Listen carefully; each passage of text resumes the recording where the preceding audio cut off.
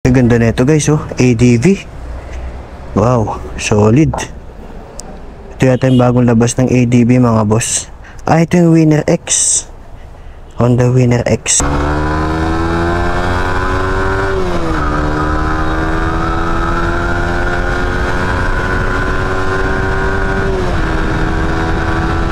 Sa wakas mga boss, lumabas na din ang ORCR netong ating Raider 150 Fi.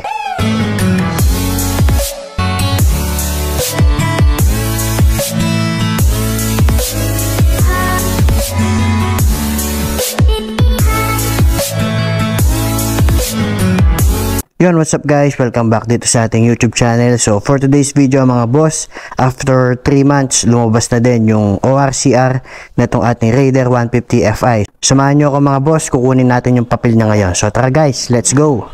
Go!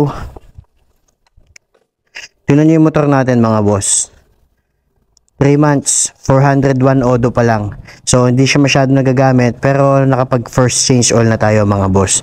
So kung gusto nyo panoorin yan guys, sa last video natin, change oil natin itong ating Raider 150 Fi.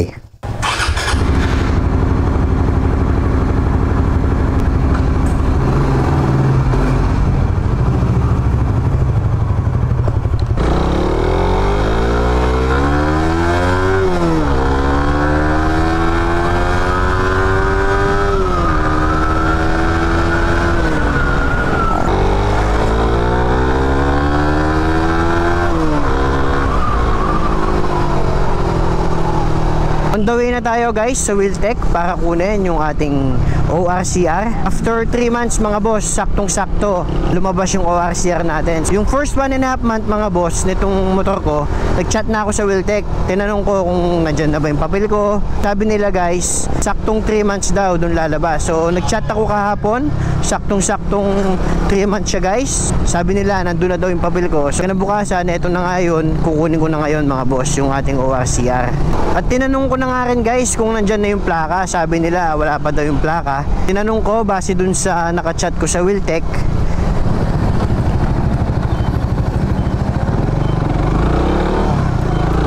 mga 1 taon pa daw bago lumabas yung plaka. Sabi ko i-update na lang nila ako kapag ka nandyan na.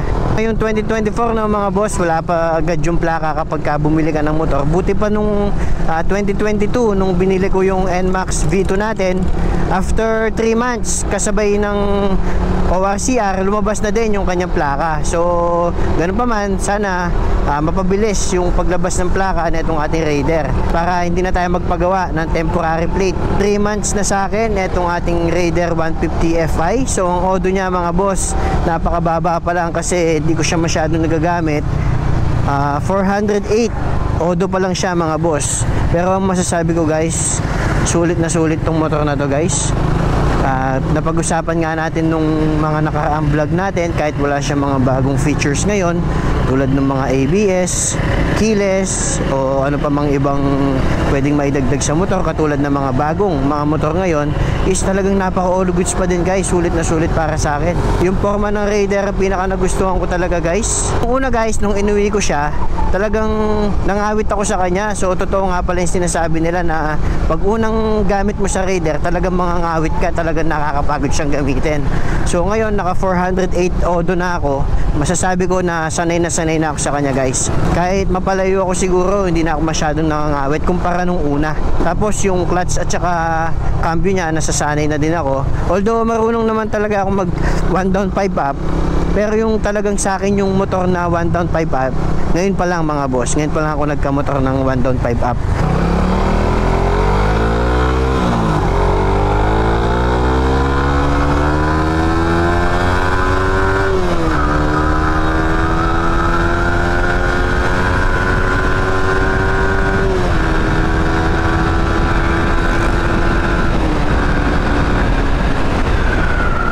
At ang napalitan pa lang mga boss after 3 months dito sa motor natin is itong kanyang Street King side mirror version 1. So kung gusto niyo bumili nito guys, pumunta lang kayo dito sa aking TikTok account. Ako si Boki.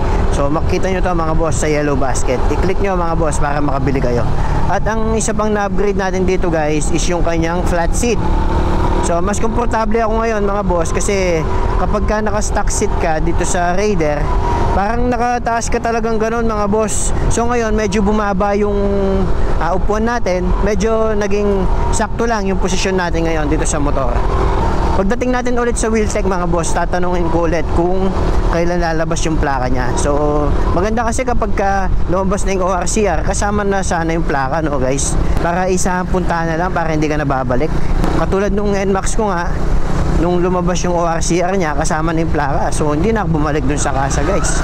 At siya nga pala mga boss, nakapag first change oil na din tayo dito sa ating Raider. So kung gusto nyo mapanood guys, yung vlog natin na yon, nasa last video natin yon guys, nag-change oil na tayo.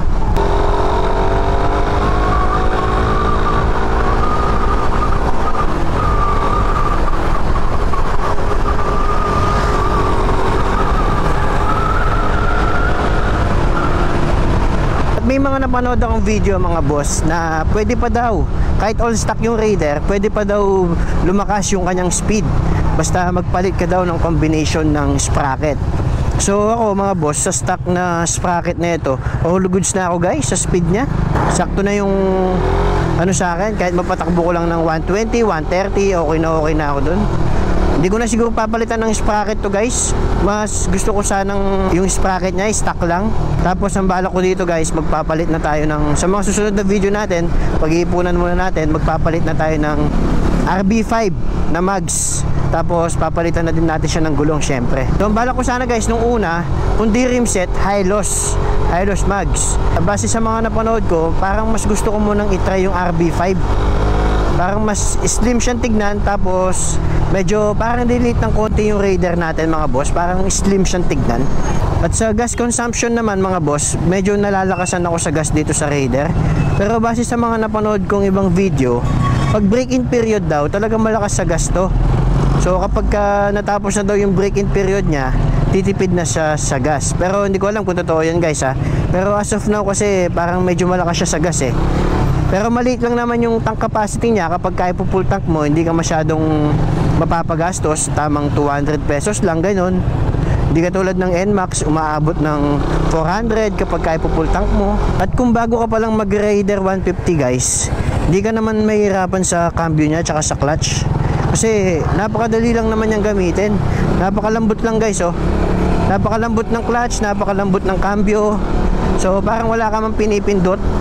Kaya kung kahit bago ka palang mag-Raider, basta alam mo kung paano yung tamang pag-clutch at pag-cambio, tingin ko naman hindi ka mahirapan. Medyo maganda yung panahon ngayon ng mga boss. So time check tayo, 10 AM na. Hindi masyado mainit, kaya hindi na ako nag-jacket para medyo presko.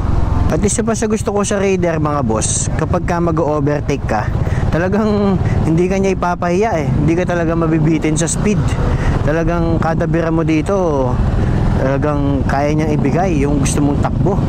At sa lahat nga pala guys ng mga nag-aabang sa mga upload natin dito sa YouTube, maraming salamat. So abangan niyo yung mga susunod na upload natin mga boss about dito sa Raider at saka dun sa ating NMAX B2, kung ano ba yung mga paggagawin natin sa mga motor natin. At siya nga pala guys, no, balak kong maglabas ng Honda Click 125.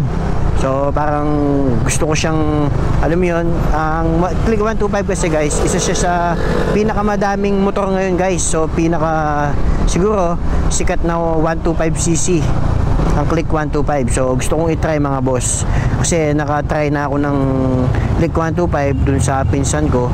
Nagulat ako sa speed niya guys. Try natin, tingnan natin kung makakapaglabas tayo ng Click 125. Isa ba mga boss, ang kagandahan sa Raider, kahit traffic na ganyan, hindi ka mahihirapan sumingit kasi napakanipis ng motor tsaka napakagaan. Tapos alam mo yon, yung abot na abot mo siya. Nung unang kuha ko dito guys sabi ko nga sa inyo doon sa last vlog natin, parang gusto ko siyang ibalik. Nung unang labas ko dito sa Raider, kasi nangamit ako nung inuwi ko siya, kasi hindi pa ako sanay nun eh. Pero ngayon all goods na guys, nasasanay na talaga ako. Parang enjoy akong gamitin siya.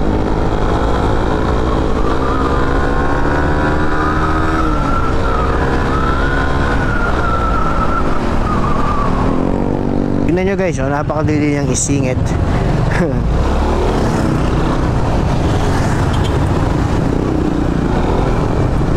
Eto na guys, nandito na tayo sa Wheeltech. Sana bukas na sila. Yun, open na.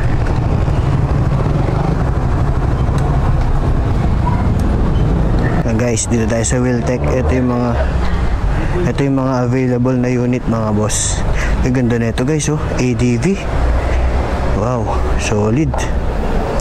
Ito yata yung bagong labas ng ADV mga boss.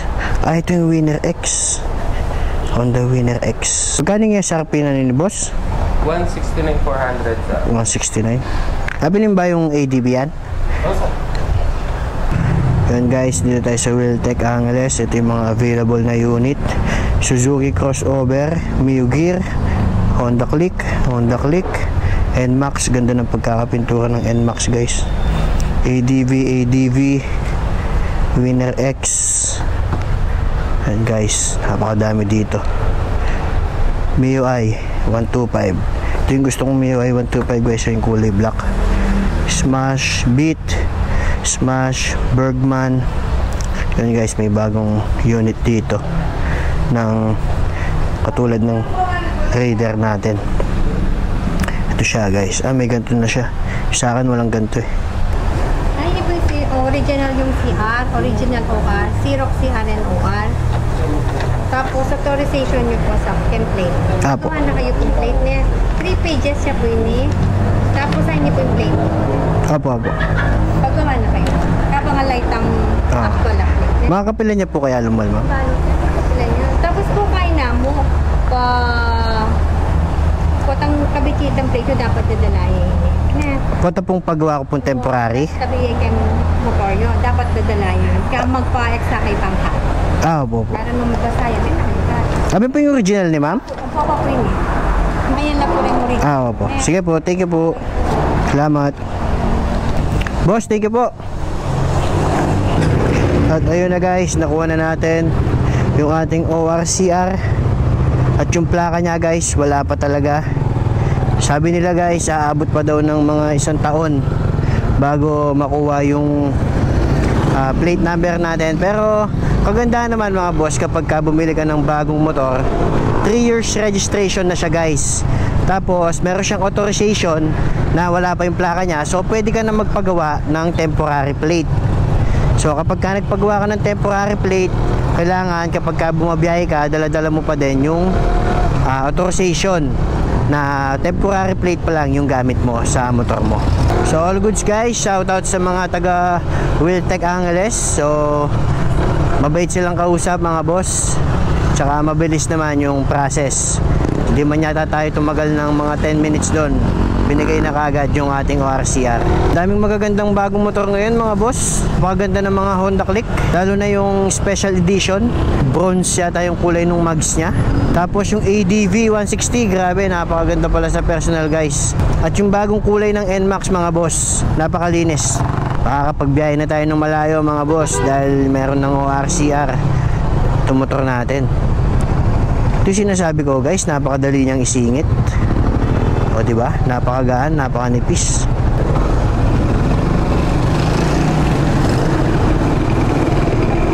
Tignan nyo guys, napakadaling isingit sa traffic nito Raider. Para ka lang naglalaro mga boss.